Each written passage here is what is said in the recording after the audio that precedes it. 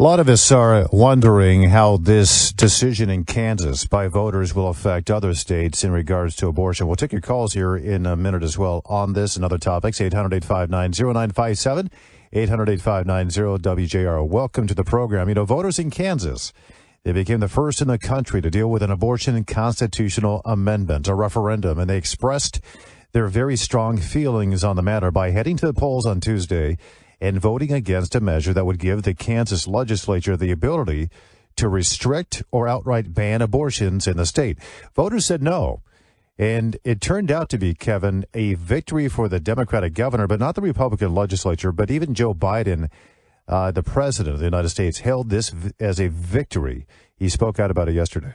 Yeah, Tom, when the question of abortion went to the people of Kansas, they said they do not want to be a state that all out bans abortions. Most polls, we know, we've talked about this, show that about 60% of people think an abortion should be legal in the first term.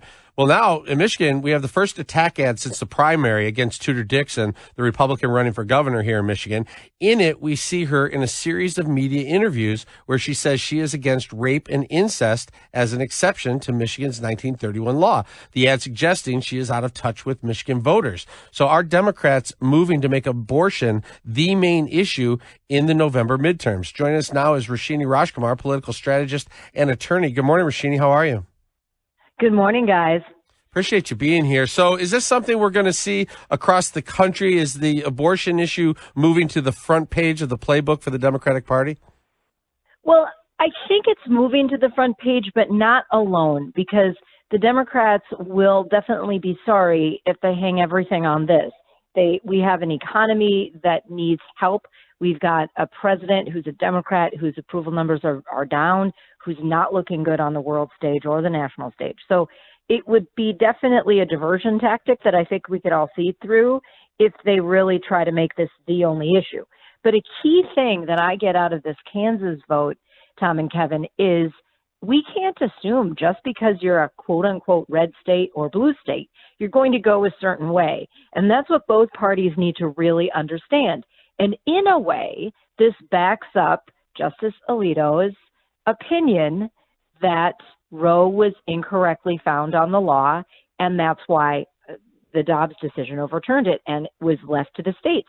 Now we're seeing, what does each state want to do? And Kansas is saying, look, we still believe in abortion rights. So, I mean, it's an interesting, complex analysis today, the day after this Kansas vote. So it doesn't come down to just a kind of blue or red situation. Well, if they could run it on just this issue, and that was the only issue, 60% would get them a lot of victories. How does the abortion issue play out, do you think, with independents and Republican women?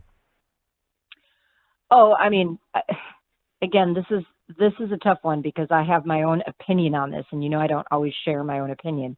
But I just don't see the United States all of a sudden reversing this access to abortion rights, especially in the cases of incest and rape. And, we're talking about 10-year-old children, and the fact that we're fighting about, some people think that 10-year-old child shouldn't be allowed to get an abortion if they were raped.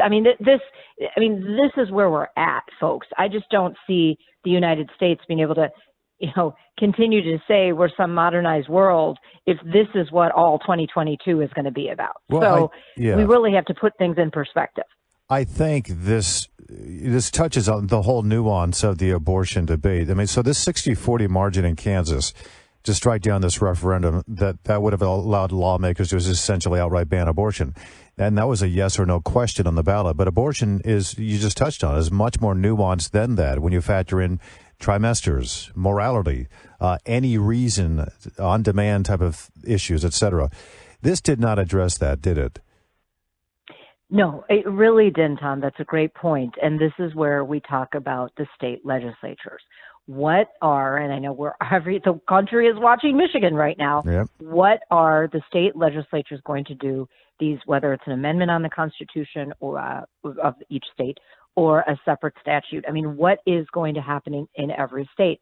And this is where our state legislatures across the country are going to earn the not so, big money that they make every year. This is where they're going to earn their money. It's how are you going to draft something that can stick with the people of your state, the majority, and get it passed. I mean, this is really where we're at. And this is something the feds could have been doing for the last 50 years since Roe came down in the early 70s. So this is really what a democracy like ours, built on, a federal system with the state legislatures having power within a state, this is where they kind of show their credibility.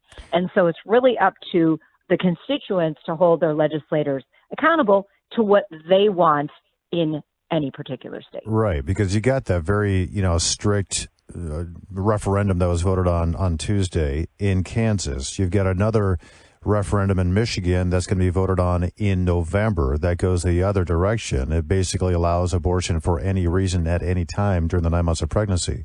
So how do you feel about this then? Let's say they come up with some other option that clarified some points of contention, say a 15-week limit, or maybe so-called viability, or exceptions for rape and incest. Would that margin that we saw in Kansas, for example, would that margin have gotten slimmer if those stipulations, those exceptions were put in there? It might have gotten slimmer, but it's really hard for me to see. Kansas is a great example because I think a lot of people just so assume it's always going to go Republican or conservative or whatever term you want to use there. So I think it really comes down to the practical modern life. How do we want to live? Look, I have a niece who's from Kansas. I would like to think if she was pregnant by choice and her life was in danger, she could get an abortion if she needed to save her life. Or if she were raped and did not want that child, I'd like to think she has a choice. So it really comes down to that individual liberty that we do stand for still in this country. So, and the individual is still the individual, even if a baby is growing inside the female individuals, right? So this is where the rubber hits the road. Sorry to be cliche, but where people are really going to have to dig into what are their values. But it's not just about me. I'm kind of beyond individuals. Myself, I'm kind of beyond childbearing years. At the end of the day, what I want shouldn't be the only thing that goes. It's what does that community want? What does the people in Michigan? It's kind of crazy, as Kevin described, your Republican candidate for governor. It's kind of crazy to hear her talking about that she flat out just would never take any exceptions. I think that's going to lose her votes, Tom. Let me put your legal hat on for a second, because I'm curious, who has the ultimate power in a state? Is it a vote of the people? Is it the legislature? Is it the state Supreme Court? Is it the state constitution? I want to know, will the will of the people ultimately determine what each state does, or can the will of the people be circumvented? Well, the will of the people can always be circumvented. We've seen that over and over in our history. But it comes down to it is supposed to be the power is in the people. But then that's directly affected by how competent are the legislators we elect to our respective bodies, our local Senate, our local House.